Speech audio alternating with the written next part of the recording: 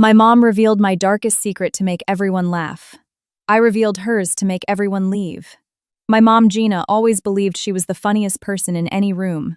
She had been doing stand-up for years, never making it past 5-minute sets at mediocre dive bars, but she called herself a professional comedian. Her entire personality revolved around making people laugh, even if it meant throwing anyone under the bus. Growing up, every embarrassing thing I did became material for her routine. When I wet the bed at age 7, she told the story at my birthday party as if it were the funniest thing in the world. When I got my first period and stained my pants at school, she made it her closing bit for months. But the worst thing she ever did happened at my engagement party. I had been with my fiancé Luke for 4 years, and we had finally decided to get married. The engagement party was at Luke's parents' country club, with his whole family, his dad's business partners, and all the important people in his life. Gina arrived already tipsy, wearing a sequin dress like she was about to accept an award. She kept interrupting conversations to tell jokes that didn't land. People smiled out of politeness, but you could tell they were uncomfortable. Halfway through dinner, Gina clinked her glass to give a toast no one had asked for. She started by talking about how proud she was that I had found someone willing to marry me despite everything. And then she said she had a hilarious story about why she thought this day would never come. She told a room full of people that when I was 19, I had a mental breakdown. She delivered it just like that, with a dramatic pause, a hand over her heart, and her eyes shining with that manufactured emotion she perfected when she wanted to seem vulnerable to an audience. I was sitting 3 chairs down my wine glass in front of me, the white tablecloth, the sterling silver flatware that Luke's parents only brought out for major occasions. I didn't move. It wasn't paralysis. It was something else. It was the body choosing not to react while the mind was still busy processing what it had just heard. That fraction of a second where you understand what just happened, but you haven't decided what to do with it yet. Gina kept talking. She told them how I had stopped leaving my room for weeks, how I barely ate, how she had to call 3 different doctors because I refused to speak to anyone. She told it like someone narrating the plot of a movie they saw a long time ago with that tone of affectionate distance that made people at open mics say, "Oh, poor thing, you're so brave." I heard someone shift in their chair, the sound of a glass being set on the table with far too much care. I stared at the candle in the center of our table. The flame flickered, even though there was no draft. Mrs. Harrington. Luke's mom had her hands folded on the table. Still, I knew that posture. It was the posture of someone waiting for something to be over. Gina delivered a punchline that I didn't fully hear because right then, something inside me simply switched off. Not all at once, but like when you slowly turn down the volume until you can't hear anything anymore. There was some polite applause. 3 or 4 people, Luke's dad's business partners, clapped on reflex, I think. Because in those kinds of settings, when someone finishes a speech, you clap even if you didn't quite get what they said. Gina sat down and looked at me with a smile. A smile I had spent the last 28 years learning to read. Satisfaction. The satisfaction of having delivered the material well. I didn't smile back. I lowered my eyes to my plate. The salmon was cold. For the next 20 minutes, I didn't say a word. Luke rested his hand over mine under the table. I didn't pull away. But I didn't squeeze it either. I just left it there the way you leave something when you don't know yet if you want to carry it or let it go. To my right was Luke's Aunt Carol, a woman in her early 60s, who had spent the time before dinner telling me about her rose garden. Carol didn't speak again after Gina's speech. She picked up her glass and looked the other way. That told me more than any visible reaction. Gina, from her end of the table, tried to pick conversations back up. She would start with a comment, a question, something witty. The table responded, but without the same weight as before. People answered, smiled tightly, and then looked away. Dinner ended faster than it should have. When Mr. Harrington asked for the dessert menus, I excused myself and went to the restroom. I stood in front of the mirror. My face looked the same as always. I wasn't crying. My eyes weren't red. I was just tired in a way that had nothing to do with sleep. I thought about being 19. I thought about how Gina was right, how I had suffered a severe breakdown that year, how hard it had been to get out of bed, the doctors, the pills, the weeks wiped from my memory like someone had taken an eraser to them. But I also thought about what Gina had left out, that in March of that same year, my grandmother Eleanor had died, Nana Eleanor, the only person in that family who asked how I was and actually waited for the real answer, who called me on my birthday and stayed on the phone until I finished talking about everything weighing me down. Eleanor died in March. The breakdown hit in April. Gina never connected those 2 things in public, or maybe she did and chose not to mention them because it ruined the joke. I washed my hands, dried them slowly, finger by finger. I left the restroom. In the hallway leading back to the main dining room, I ran into Mrs. Harrington. I don't think it was an accident. She was standing by a large potted plant, a glass of wine in her hand, looking out the large windows of the club. When she heard me approaching, she turned. "Sophia," she said. "Mrs. Harrington didn't say anything else for a moment. She looked at me the same way Aunt Carol had earlier. Without pity, without awkwardness, with something more neutral and direct than that. "Are you all right?" "Yes," I said. "You don't have to be." She said it without any drama, just as an observation. I stayed quiet. My mother-in-law, Mrs. Harrington, said, looking back out the windows. She was the type to air family business at the dinner table, things that weren't hers to tell. She took a sip from her glass. It took my husband years to understand why that affected me so much. I didn't know what to say. I just wanted to tell you that what happened in there changes absolutely nothing about what Harold and I think of you. She looked at me. "Nothing." I nodded. "Thank you," I said. My voice came out small, but it was all I had. She nodded once and walked back into the dining room. I stayed in the hallway a moment longer. Outside through the glass, the club's grounds were dark and quiet. The driveway lights illuminated the trees from below. Everything looked orderly still, as if nothing had happened tonight. I walked back to the table. When I returned, Gina was talking to one of Harold's partners about her stand-up career. The man was nodding politely. Gina was using her hands as she spoke, as she always did, drawing the dimensions of a story in the air, probably a story that belonged to someone else. I sat down. Luke looked at me. I met his eyes and gave a tiny shake of my head. A minuscule movement he had learned to read over the years. "I'm fine, don't do anything." He looked away. Dessert arrived. A chocolate mousse topped with a single raspberry. The raspberry looked perfect, glossy, almost artificial, it was so red. I ate it. Gina finished her anecdote. Harold's partner chuckled. Gina leaned back in her chair with the satisfaction of someone who just killed a set and knows it. She looked at me. I was holding my water glass with both hands. She smiled. And in that moment, something that had been sitting very still inside me shifted. It wasn't anger. I knew anger well. I knew how it felt, how it crept up your chest and settled in your throat. This was different, colder, clearer. It was the absolute certainty that it was enough. Not just tonight, not just this specific moment, all of it. 28 years of moments that had been piling up in some closet, I kept locked without ever sorting through them. And now that closet was full and the door wouldn't shut. I set the glass on the table. I wiped my mouth with my napkin and folded it. I picked up my dessert spoon and gently clinked it against my own glass. Gina stopped mid-sentence. She looked at me with genuine confusion. She wasn't expecting this. "Sorry to interrupt," I said. "I want to thank Luke's family for such a lovely evening." I looked around the table. And since my mom opened the door to sharing personal stories, I thought I'd take the opportunity to share one too. The silence that fell over the table was the kind that cannot be manufactured. Gina opened her mouth. "Sophia," she said in a low voice. "It's short," I said. "I promise." I looked at her for a second, just 1 second, and began to speak. I didn't tell them everything that night. That's important to understand. I didn't stand in the middle of the room and dump everything I knew all at once. That wouldn't work. I didn't work like that. What I told them was this, that the year of my breakdown was also the year my grandmother Eleanor died, that Eleanor had wanted to leave me something, that I never received anything. Nothing at all. I didn't mention dollar amounts. I didn't mention documents. I didn't mention what I had found 7 years later in a cardboard box while helping someone move. I just planted the seed. 3 sentences delivered in a calm voice, addressing the table generally without pointing a finger at Gina. But everyone looked at Gina anyway.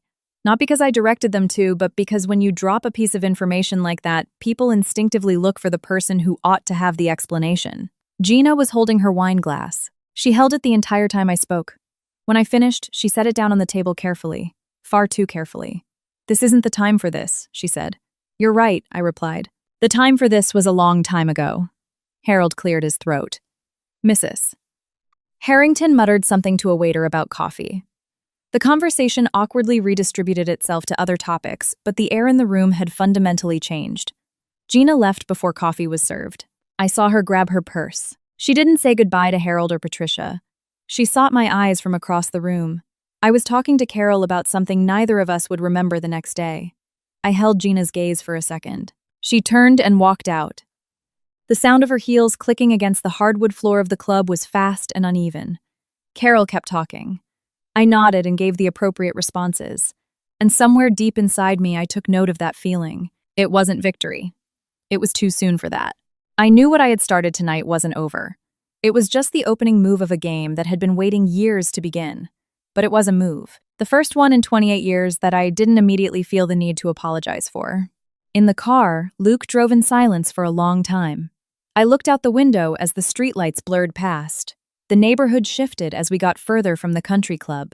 "What exactly happened in there?" he finally asked. Not with a demanding tone, but the tone of someone genuinely trying to understand. "Which part?" "Your grandmother. What you said about never receiving anything." "Exactly what I said." Luke nodded slowly. He didn't ask a barrage of questions right away. That was one of the traits I valued most about him. He didn't fill silences just for the sake of making noise. Several minutes passed. "There are things you haven't told me," he said. I looked at him. "Yes," I said. "A few things." He nodded again. "Whenever you're ready." "Soon," I said. "But not tonight." "Okay." We pulled into our apartment complex. He turned off the engine but didn't open his door. He sat staring straight ahead through the windshield. "Sophia, yeah. What your mom did in there before you spoke." He paused.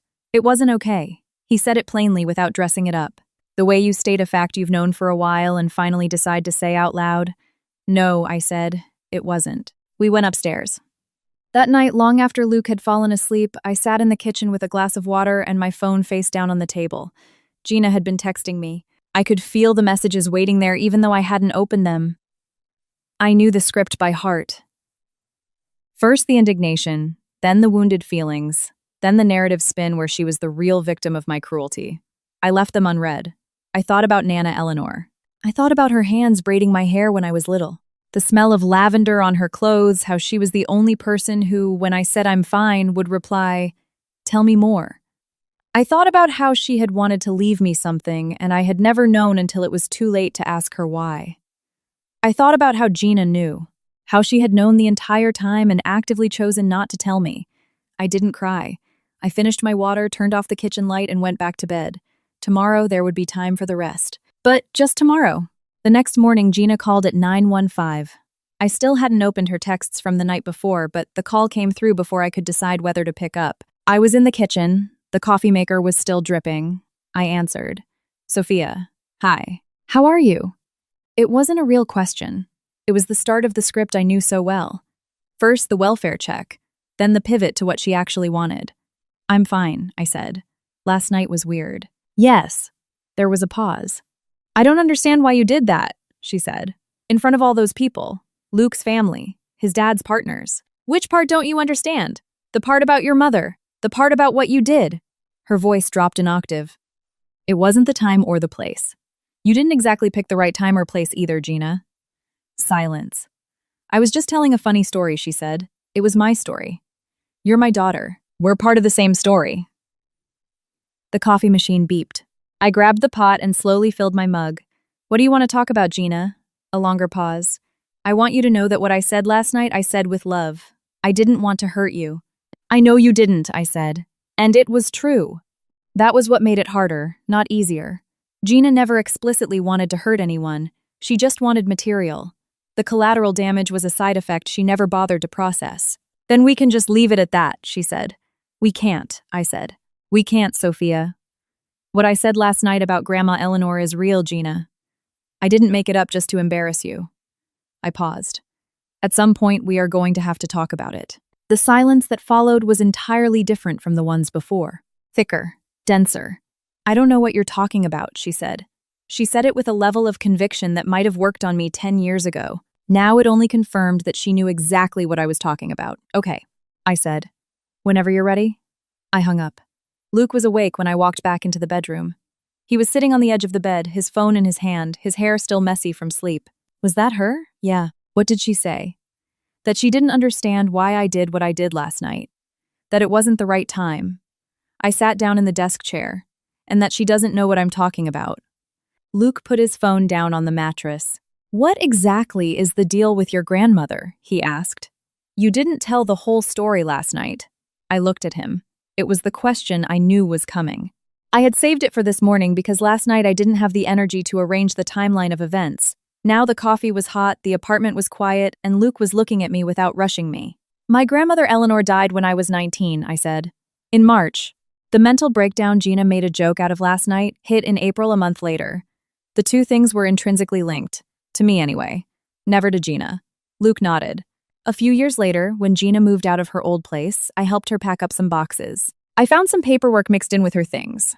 Deeds from a property sale. The house in Tucson that my grandmother left behind. And there was a letter too, with my name on the envelope. It had never been given to me. Luke didn't say anything for a moment. Did you read it? Yeah. My grandmother wrote that she had spoken to an attorney, that she wanted to leave me something to help with my future, that Gina had told her I was going through an unstable period and that it would be better to wait. And they didn't wait. The house was sold 2 months after Eleanor died. Luke stood up from the bed, walked over to the window, and looked out in silence for several seconds. How much was it worth? He asked without turning around. $142,000. It's a matter of public record in Pima County. He turned to face me. And you were 19, working at a coffee shop and stressing because you couldn't afford college tuition? It wasn't a question. Yeah, I said anyway. Luke walked back to the bed, sat down and rubbed his face with his hands. Why didn't you ever tell me this? Because I didn't know how to start. I know, Luke, we've been together for 4 years. Are there other things like this? I thought about it for a second. Not of this magnitude. But there's a pattern, Luke. Last night wasn't an isolated incident. It's how she operates. She mines my life to build her narrative and then acts absolutely baffled when it hurts me. Luke listened without interrupting. So what are you going to do? He asked when I finished. I want to talk to a lawyer. I want to see what options I have, if I even have any after all this time. To recover the money, or at least to find out what legally happened. I want the complete story before I make any decisions. Luke nodded. Do you want me to ask my dad for a referral through his firm? Someone discreet. I know you might not want to involve my family in this. They're already involved. They had front row seats last night. I looked at him. And your mom called me this morning. That caught him off guard. What did she say? Just checking in. Said if I needed anything. To let them know. I paused. She said what your mom did was out of line, and she was sorry. I didn't answer right away. Mrs. Harrington wasn't a woman who threw words around carelessly. If she had called, it was because she wanted me to know she had my back. Okay, I said. The lawyer. If you can get a name, I'll make the call today. Around noon, I went to the grocery store alone. I needed to get out of the apartment, walk a bit, and put some physical distance between myself and my phone. Gina hadn't called back, which was also part of her pattern. When a conversation didn't end the way she wanted, she would vanish for a while. She would wait, letting the silence breed guilt in me. Or at least that's how it used to work. I would be the one to call, I would smooth things over, I would end up apologizing for something she had started. This time, I didn't call. I bought my groceries. I walked back, taking the scenic route under the trees. It was chilly, but not as cold as the night before. I thought about Eleanor. I thought about how the last time I saw her was during a 3-day trip I took by myself without Gina because Gina had a weekend open mic she refused to cancel. Eleanor had made up the guest bed for me with sheets that smelled like pine. We watched soap operas together at night, and she'd explain the characters' backstories as if I hadn't been watching the same show with her. Not once during that visit did she mention speaking to a lawyer. Maybe she didn't want to get my hopes up. Maybe she thought there was still time. There wasn't. That evening, Luke gave me the name of the lawyer. A woman specializing in family law and probate with 30 years of experience. I sent her an email giving her a broad overview, Luke said. She can see you on Thursday. Thank you. We ate dinner at the table together, no TV playing in the background, something we didn't always do. How are you feeling? Luke asked. Calm, I said. Calmer than yesterday. And about Gina, I thought about how to answer honestly. I've known for a long time that things aren't going to change with her. I took a sip of water. Last night wasn't a surprise. It was just the most public broadcast of something that's been happening for years. And right now, I want all the facts before I make a move. I looked at him. I don't want to react. I want to act. Luke nodded. We finished eating. He washed the dishes and I dried them. We didn't talk about Gina anymore that night. We didn't need to. The lawyer's name was Evelyn Hayes. Her office was on the 4th floor of a thoroughly unremarkable corporate building, complete with fake potted plants in the waiting room. The receptionist asked me to take a seat. I waited exactly 5 minutes before Evelyn Hayes came out to greet me herself. She was in her early 60s with a sharp gray bob and no-nonsense business attire. She shook my hand firmly and led me to her office. "Tell me," she said, taking a seat behind her desk. There was no recording device, just a legal pad and a pen. I started from the beginning. Not the country club party, I started with Eleanor. Evelyn listened without interrupting. She jotted down notes, occasionally short phrases, without looking up. When I finished, she reviewed her notes. "You have the documents you found during the move?" she asked. I took pictures of them. They're on my phone and I uploaded them to a folder on my laptop. I'll need copies of everything. The property deed transfer, the letter, any written communication you've had with your mother regarding this. I don't have anything in writing from my mother. When I confronted her, it was in person. What exactly did she say? She claims she doesn't know what I'm talking about. Evelyn wrote that down. Did your grandmother leave a will? I don't know. I never saw one. Was there a formal probate process? I have no idea. I was 19. No one explained anything to me. Evelyn nodded. She closed her legal pad. "I'm going to be completely straight with you," she said.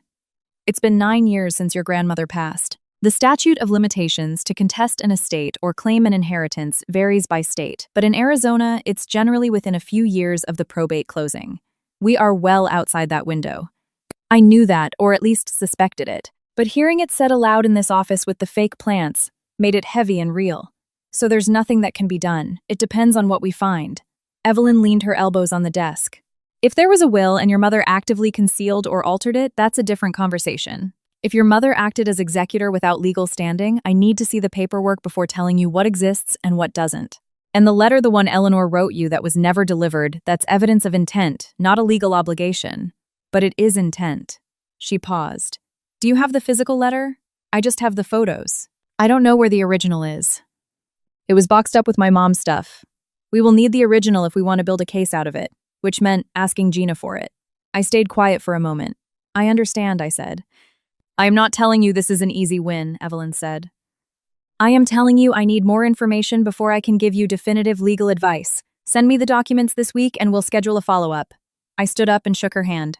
"One more thing," she said before I reached the door. "Does your mother know you're here?" "No." Evelyn nodded.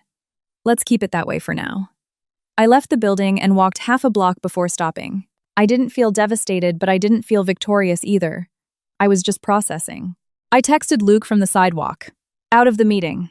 We'll tell you tonight." He replied with a single period. His way, I'm saying I'm here. That same afternoon, Gina resurfaced. She didn't call. She sent a voice memo. Almost 4 minutes long. I listened to it sitting in my car, in the grocery store parking lot. She started by saying she had done a lot of thinking over the last few days. That she understood why I was upset. That sometimes she didn't fully gauge the impact of her words, and that it was something she was actively working on. Up to that point, her tone was remarkably measured. Then came the pivot. She said that what I had done at the party had an impact too. That dragging family baggage out in front of people who didn't know us wasn't fair.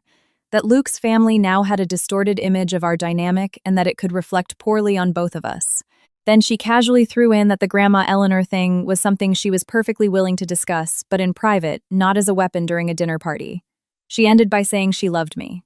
End of memo. I listened to it a second time. What Gina had done in that voice note was what she always did, just highly polished. First, the reasonable opening. Then, the pivot to shared blame. Then burying the actual issue in the middle as if it were a minor footnote. Finally, the affectionate sign-off that made it nearly impossible to respond with anger without looking like the bad guy. It was a flawless architecture of manipulation. She didn't even do it consciously anymore. She had rehearsed it for so long it was just muscle memory. I didn't reply. I put the car in drive and headed home. I told Luke about it that night. I played the audio for him, letting him hear the whole thing. When it ended, Luke set my phone down on the coffee table. "Do you see what she does?" I asked. "Yeah," he said. "What do you see?"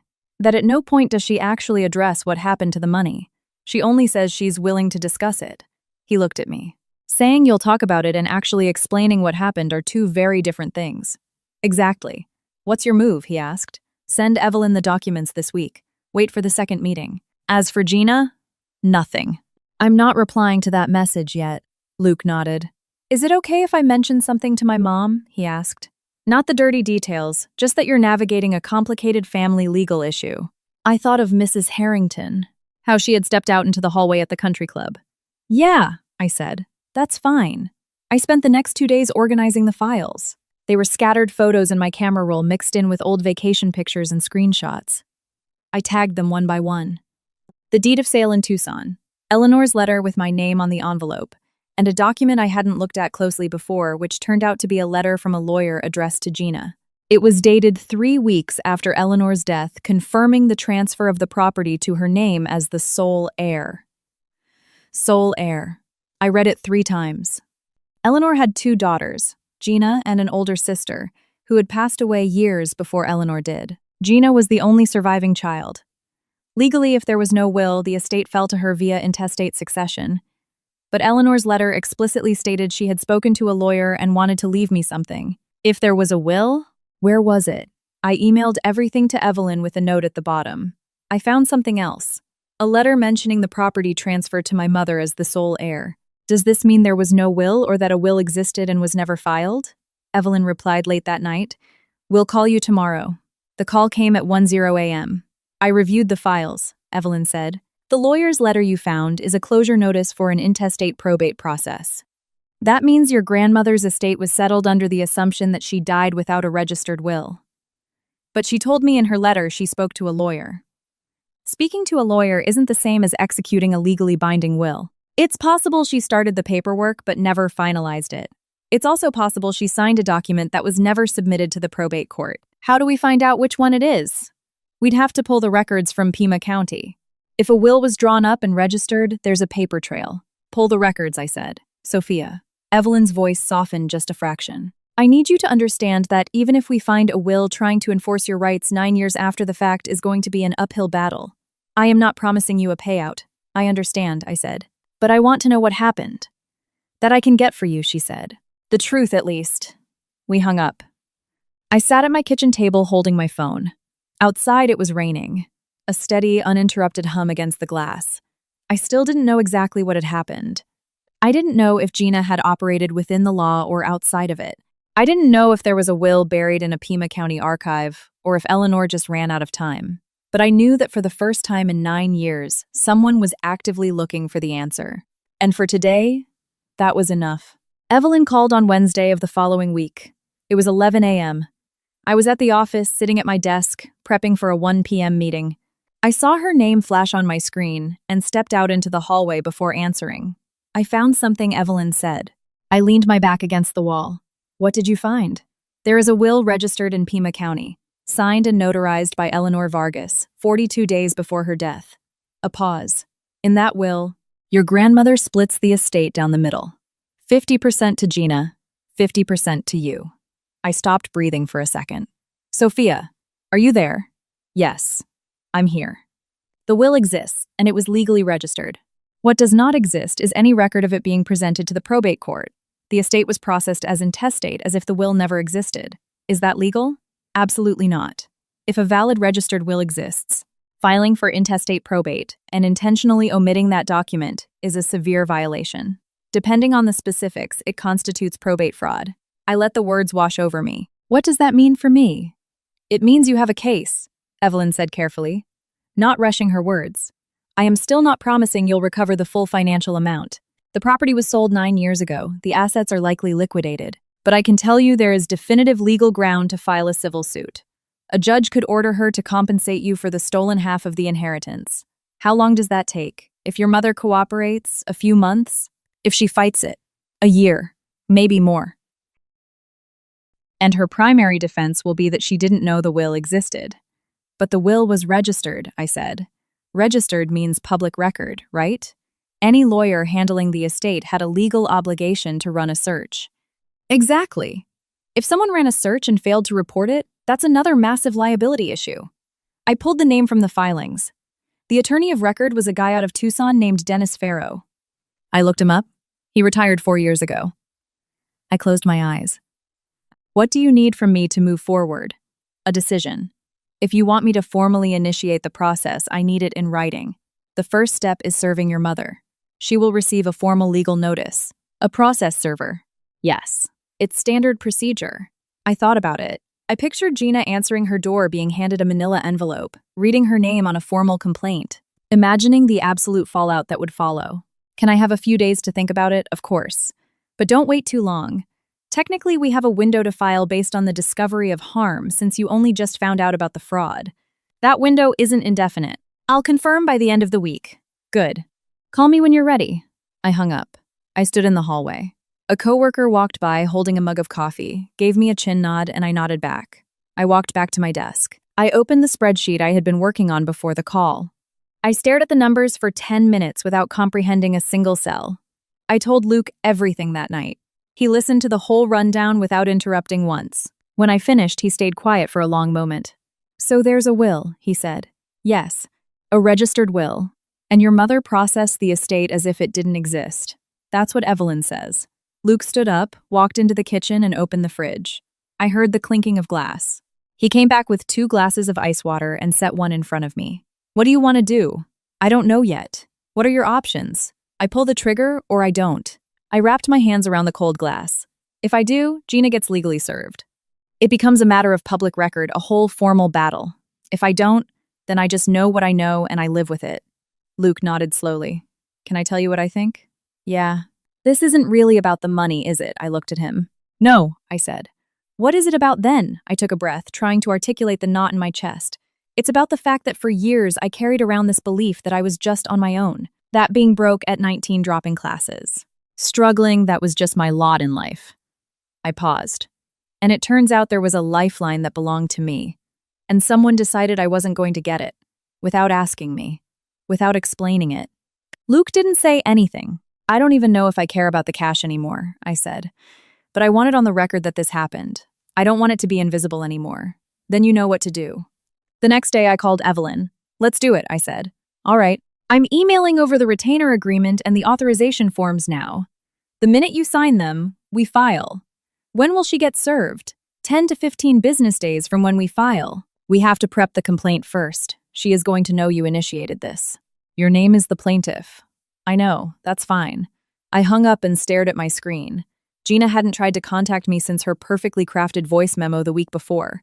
It was that strategic silence I was so used to, waiting for me to crack.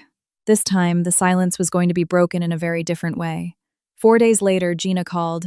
I don't know how she found out so fast. Maybe someone from Dennis Farrow's old firm tipped her off. Maybe it was just Gina's uncanny radar. She always had a sixth sense for when the narrative was slipping out of her control. I answered. What are you doing? She demanded. No, hi, no, how are you? Hello, Gina. I got a call today. From some paralegal asking about Mom's estate files. Yes. Silence on the line. Did you hire a lawyer? Yes. Sophia. Her voice shifted into a lower, tighter register. This is a mistake. You're going to blow up this family over money. It's not about money. Then what is it about I already told you? I want to know what happened. I can tell you what happened. You don't need to drag lawyers into this. She took a breath. There were debts. Mom had hidden medical debts nobody knew about. The money from the house went to pay off the estate. There was barely anything left. She said it fast. Too fast. Why didn't you tell me that when I asked you in person? Because it was complicated. Because I didn't want you thinking poorly of Mom after she died. Gina, the will exists. It was registered with the county. My lawyer already pulled it. A dead, heavy silence on the other end. What will? The one Eleanor signed 6 weeks before she died. The one splitting the house 50/50. Nothing. I didn't know there was a will, she finally said. It was public record, Gina. Anyone could pull it. I am not a lawyer, Sophia. I didn't know I was supposed to go digging for that. She was using the voice, the trembling, victimized cadence she used when she needed me to buy her version of reality. A probate attorney handled the estate, I said evenly. He had a legal obligation to run a search, then go after him, not me. My lawyer is looking into him too. But I wanted you to hear from me that this is moving forward. You are making a massive mistake. Maybe, I said. But it's my mistake to make. I ended the call. I stood in my kitchen. My hands weren't shaking. That surprised me. Just like the night of the party, I pulled out my phone and texted Luke. Gina called. Told her we're proceeding. He replied in less than a minute. Are you okay? Yes, I typed back. And it was true. The next 3 weeks were quiet on the surface. Gina didn't call, didn't text. This silence felt different. It wasn't the silence of someone waiting for an apology. It felt heavier. Like someone scrambling to figure out their next move. Evelyn gave me updates every few days. The case was advancing. They had tracked down Dennis Farrow, the retired lawyer. He had agreed to an interview. That's a good sign, Evelyn told me. It means he has no intention of falling on his sword to protect anyone else. I kept going to work, kept eating dinner with Luke, kept living my life. One afternoon, Patricia Harrington invited me to grab coffee. Just the two of us. We went to a small artisanal cafe near her neighborhood. We ordered lattes and pastries, and for the first 20 minutes, we talked about lightweight things. Her garden, a trip she and Harold were planning to Napa, a cousin of mine who had just had a baby. Then, during a natural lull in the conversation, Patricia set her cup down. Luke mentioned you're dealing with some legal issues regarding your mother. Not the gritty details, I said quickly. Just that it's complicated. Yes. Are you holding up okay? Honestly. Better than I expected. She nodded. Can I ask you something? Of course. Are you afraid of what happens when the legal part is over? She asked. Not the court stuff, but with her. Your relationship with her. I thought about it. I wouldn't call it fear, I said. More like, I don't know what the landscape looks like after this, and I've learned not to pre-grieve it. Patricia picked up her latte. Harold and I went through something ugly with his brother years ago, she said. Family money. It was very messy. She paused. What we learned is that the legal fight is actually the easiest part. The hard part is the day after the ink dries, when everything is settled. And you still have to figure out what space that person occupies in your life. I didn't answer right away. Where did you guys land with his brother? Distant. Not actively at war, just distant.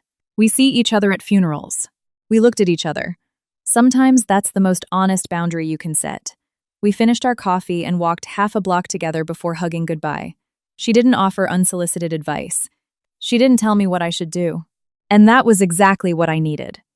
Evelyn called me on a Tuesday to debrief the interview with Dennis Farrow. He remembers the case, Evelyn said. He says Gina walked into his office alone a couple of weeks after Eleanor passed. She told him her mother died without a will and asked him to initiate intestate probate.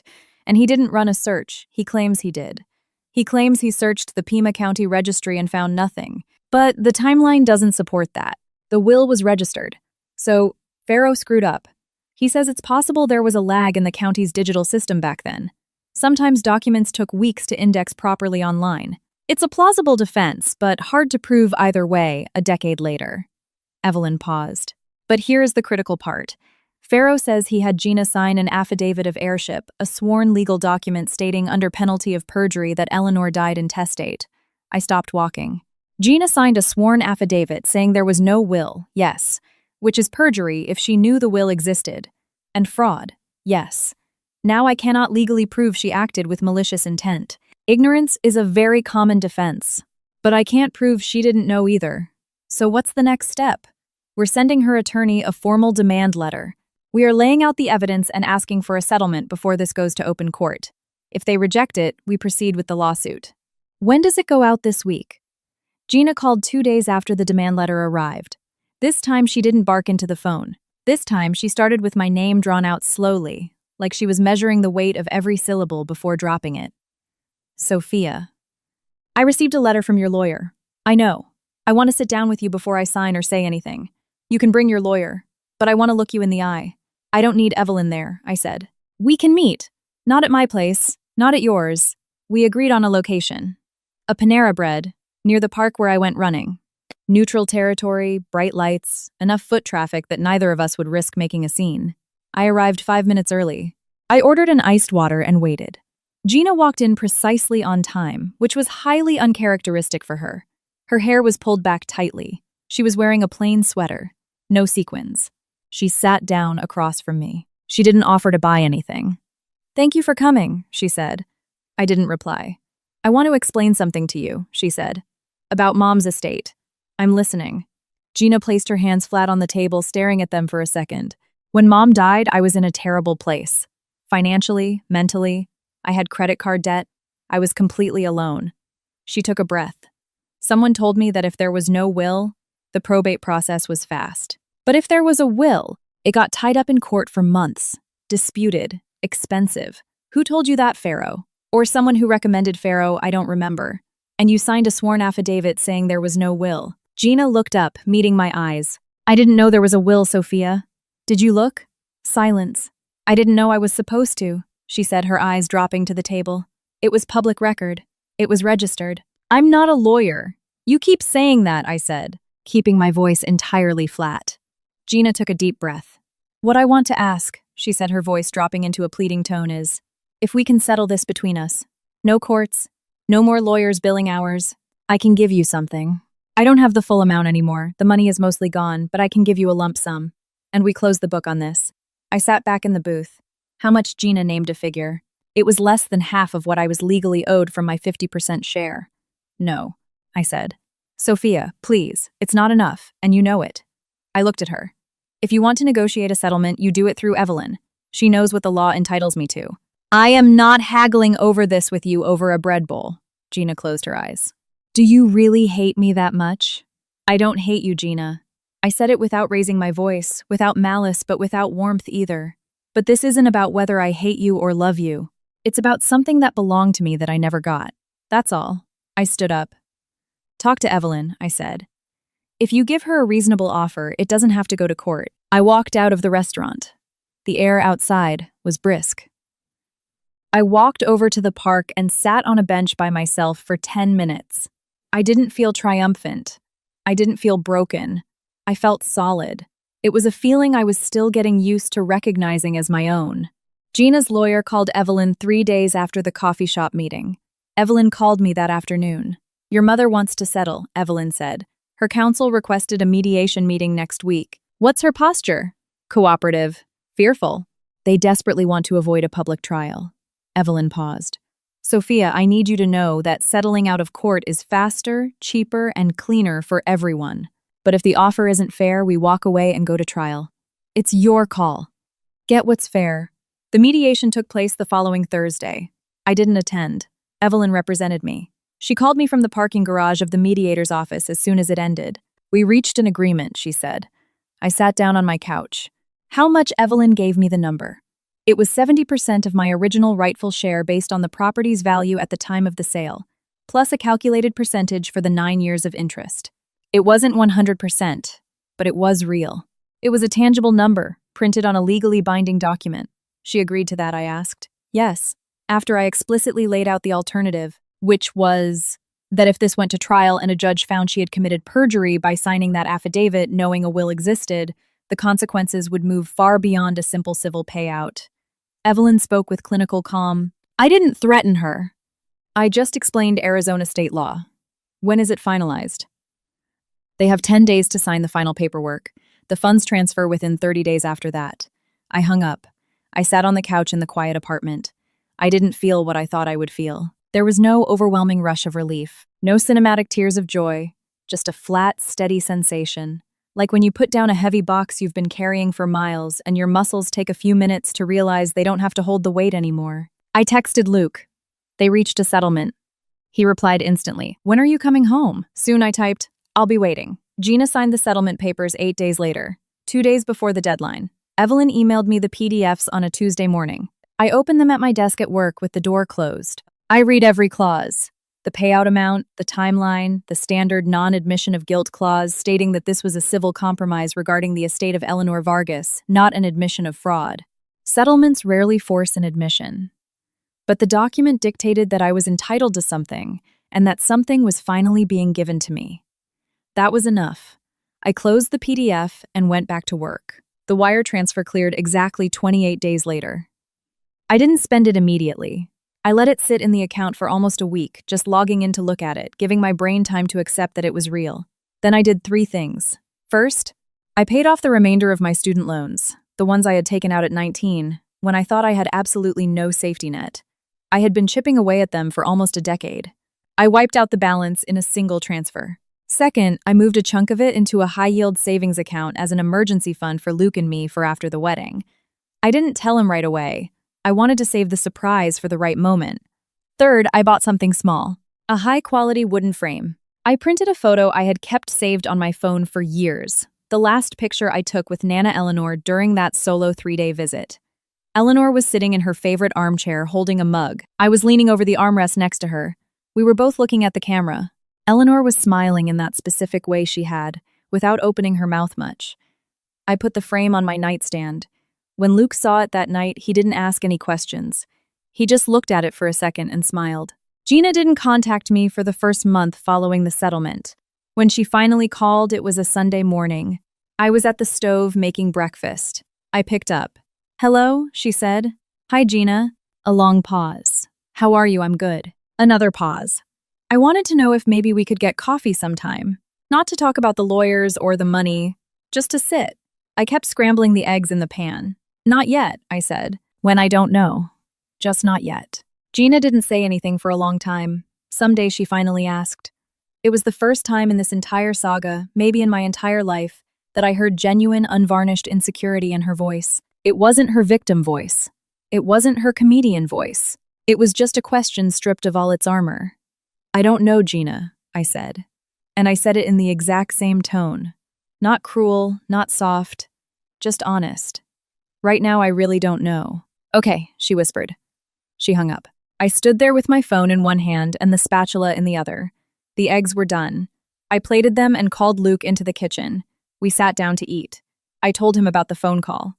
Luke took a bite of his toast. "How do you feel about it?" "Peaceful," I said. "I don't know if we'll ever have a relationship again. I don't know if I even want one, but I no longer feel like that question controls me." Luke nodded. "You know what impressed me the most through all of this?" he asked. "What?" "That you never lost your composure. Not at the country club, not with the lawyer, not with her. You handled it sequentially, step by step. I was terrified half the time. I know. But you did it anyway." I smiled, finishing my coffee. The wedding was 4 months later. We kept it small. 30 people in the backyard of a gorgeous historic estate, Patricia's friend owned, with long wooden farm tables and string lights woven through the oak trees. Gina wasn't there. I didn't invite her. I made the decision weeks in advance. There was no dramatic falling out over it, no tearful phone calls. Her name just wasn't on the list. Luke didn't question it. Patricia didn't bring it up. That morning, while I was getting my hair done in the bridal suite upstairs, my phone buzzed. A text from Gina. 7:40 a.m. "I know today is your day. I hope you're happy. Nothing else." I read it. I didn't reply. I put the phone face down on the vanity and let the makeup artist finish her work. I didn't think about the text again for the rest of the day. The ceremony took 20 minutes. The reception lasted 4 hours. Patricia cried during the ring exchange. Harold handed her a pristine pocket square without looking away from us, like he had it prepped and ready to go. A college friend of mine, who didn't know anything about the legal fallout of the last few months, asked me during dinner where my mom was. "She couldn't make it," I said easily. "Oh, that's a shame," my friend replied. "Yeah," I said, and we moved on to talking about something else. That night, back at our hotel room, Luke and I sat out on the balcony for a little while before going to bed. He had a glass of bourbon, I had a glass of ice water. Down below, the city hummed with its usual low-level noise. "How are you feeling?" Luke asked. Like it was a really good day. I leaned against the railing. Like I had to make a lot of really hard decisions this year, and none of them broke me. I looked out at the skyline. "That feels good."